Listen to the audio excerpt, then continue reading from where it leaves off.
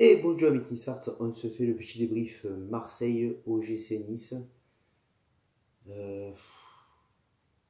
Je t'avoue que j'ai pas envie de le faire, hein, vraiment,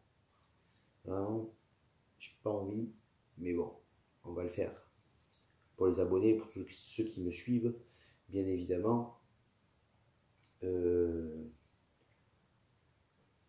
Pour les pronos gagnants, donc il y en a un, c'est le gagnant sur YouTube.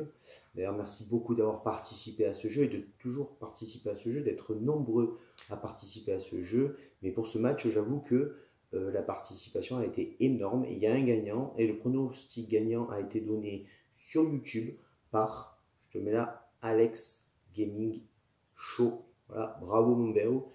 Tu as donné le bon, enfin bravo. Il me fait chier, mais bon, tu as gagné quand même, papa. Bon, voilà. Et petit message à Steve, supporter of Marseille, qui avait pronostiqué victoire 3-1 de l'Olympique de Marseille. Oh papa, t'as joué contre Nice, hein? Tu n'as pas joué contre Monaco. Ça va, Tarek, détends-toi, ça va, je rigole. Et, hein, voilà, donc petite dédicace à mon poteau Steve, supporter of Marseille, hein, mon petit Ricard anisé sucré. Bravo, ben, vous avez gagné. Bravo à vous. Hein. L'année prochaine, on se vengera. T'inquiète pas. Voilà, pour la compo, et cette fois-ci, je te l'ai mis, je te l'ai faite. J'ai eu le temps, papa, je te la mets là. Voilà. Donc, le retour de Jallet à droite. Le retour de Jallet à gauche plutôt. À droite, Attal. Défense centrale, Dante, Erel, Sarr. Classique. Milieu de terrain, absence de Cyprien. Voilà. Patrick Vieira a décidé de mettre Rémi Walter et Tamézé. Et Les Melou, qui fait bien sûr son retour et qui continue à s'installer dans cette équipe. En attaque, Saint-Maximin et toujours, je ne comprends pas, Makengo. J'aurais préféré un Issane Sako ou même un Sylvestre. Pourquoi pas? Je veux dire, mais Issane Sako qui fait son grand retour, qui est plutôt bon quand il a joué avec l'OGC Nice ces derniers temps. Je ne comprends pas pourquoi tu persistes à mettre Makengo. On a besoin d'attaque, surtout quand tu joues contre l'Olympique de Marseille. Je ne comprends pas pourquoi tu vas mettre un Makengo en attaque qui n'est pas son poste de prédilection. Voilà. Au moins, il s'est passé, c'est dit, c'est fait. Voilà. Dans les 15 premières minutes, clairement, on se fait dominer. Hein. On se fait dominer par l'Olympique de Marseille. Ils utilisent des espaces. Ils jouent très haut. Hein. Ils sont très réactifs devant le but. Très créatifs. Nice, on est très défensif dans ce début de match. Hein.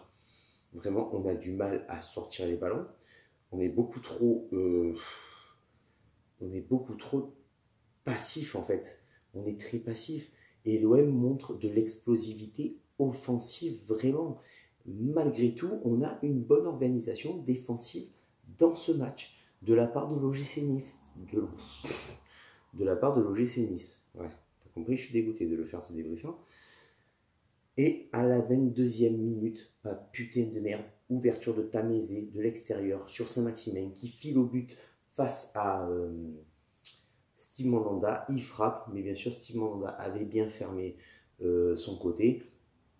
Et du coup, ça fait un arrêt.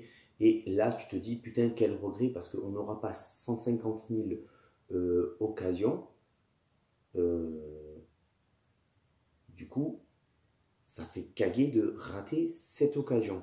À la 28e minute, Jallet qui sort sur blessure. On fait rentrer du coup Patrick Burner. Marseille est dans son temps fort. Hein, à partir de la 30e minute jusqu'à la fin de la première mi-temps, ils sont dans le temps fort. Ils ne nous laissent pas le ballon. Ils récupèrent les ballons très vite, très haut. Ils font le pressing sur la défense. Nous, de notre côté, on ne trouve aucune solution. On se débarrasse du ballon. Marseille ne laisse aucune ouverture et là tu te dis putain, le match il va être très long, il va être très long. À la 31e minute, frappe de Thauvin, j'ai cru qu'il y avait but, vraiment il est passé pas loin. Benitez il nous sort l'arrêt encore, hein, vraiment. Tiens, toi, ça suffit. Et ouais, désolé, les aléas du direct. Hein. Du coup, Marseille, quand même, a la maîtrise du ballon. On a la chance qu'ils ne sont pas très réalistes offensivement. Euh, dans cette fin de première mi-temps, franchement, les solutions à tirer, c'est que Nice va devoir jouer beaucoup plus vite, beaucoup plus haut et montrer de l'envie. Une bonne première mi-temps de Saint-Maximin et de Youssef Attal. Ce qu'il faut retenir, c'est quoi 66% de possession de balle pour l'Olympique de Marseille et 34% pour l'OGC Nice. Clairement, on a du mal dans ce match. On reprend la deuxième mi-temps et du coup, dans les 5 premières minutes, on sent que Nice aborde la deuxième mi-temps différemment. On est un petit peu plus rapide, un petit peu plus efficace offensivement, une envie d'aller vers l'avant. Et après, on repart comme en première mi-temps. Et ce match, ça a été ça tout le long, à l'image de la première mi-temps. On n'a jamais su trouver des solutions. À aucun moment. À aucun moment, on trouve de solution. On joue à 10 en défense.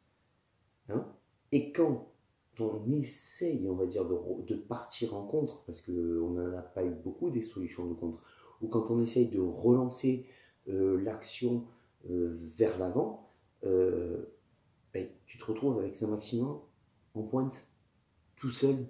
Pourquoi? Parce qu'on est à 10 en défense. Comment tu veux créer le jeu, avoir de la percussion dans ce match face à un Olympique de Marseille qui est plutôt bien mangeant, si tu joues à 10 en défense et que tu n'es pas capable de faire une contre-attaque parce que tu n'as personne devant? C'est pas possible de jouer comme ça dans un match contre Marseille. Ce n'est pas possible. On est bousculé dans ce début de deuxième temps, on est bousculé sur notre côté droit, on est complètement asphyxié, on n'arrive pas à se sortir sereinement comme on a pu faire dans d'autres matchs auparavant. Et du coup, ce qui arrive, 62e minute, but de Balotelli sur la tête. Alors, lui, il m'a fait raquer dès le début. Déjà, il a commencé à râler, comme d'habitude. Hein, c'est Balotelli. Ensuite, il met un but. Bon, derrière, il y a une faute sur, je crois, Youssef Attal sur le but de Mario Balotelli. C'est discutable, c'est pas discutable. Vraiment, je regarderai demain au ralenti, je sais pas. Mais bon, en tout cas, il y a but de Balotelli. Après Balotelli qui cherche la merde avec Malang Sarr, ah ouais, ben Malang Sarr en conférence de presse, il a dit ce qu'il pensait. Que ça te plaise ou non, il a dit la vérité, et c'est comme ça. À un moment donné, remets-toi en question, papa. S'il a dit, c'est qu'il y avait une raison. Pendant 6 mois, jusqu'au mercato d'hiver, t'as rien glandé parce que t'avais qu'une envie, c'est d'aller à Marseille. Donc oui, il a dit ce qu'il pensait. Maintenant, ferme ta gueule et joue au ballon. Fais ce que tu sais faire de mieux. Tu vois? À 66e minute, tu as Walter Benitez qui rentre à la place de Cyprien. Après le but, il y a quand même une intensité qui baisse du côté marseillais. Le rythme baisse un petit peu. On voit que Nice est capable de réagir, est capable de faire évoluer le jeu, de créer une différence, mais on a un manque d'impact, un manque de décalage dans ce match et surtout un manque énorme de surnombre dans la surface de réparation, que ce soit pour les centres, pour le peu de centres qu'il y a eu, tu me diras, pour la contre-attaque, pour tous ces trucs-là.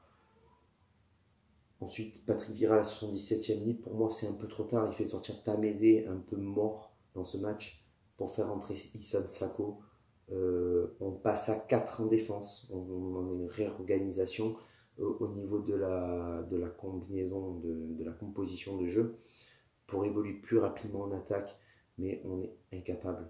On est incapable de faire quoi que ce soit, même si à partir de la 80e minute, on essaye un peu. On voit qu'il y a du surnombre. Qu'est-ce qu'il fait, lui? Qu'est-ce que tu veux, toi? Ah oui, tu fais câlin en plein débrief. C'est normal? Bon, bah écoute, ma foi. Et du coup, voilà. Donc s'il y a un top 3 à retenir, je dirais numéro 3, peut-être Walter Benitez, parce que quand même sur la frappe de Florian Thauvin, il sort quand même un arrêt exceptionnel. Il n'a pas eu beaucoup d'arrêts à faire dans ce match. Il prend le but sur la tête de Mario Balotelli, mais il ne peut rien faire.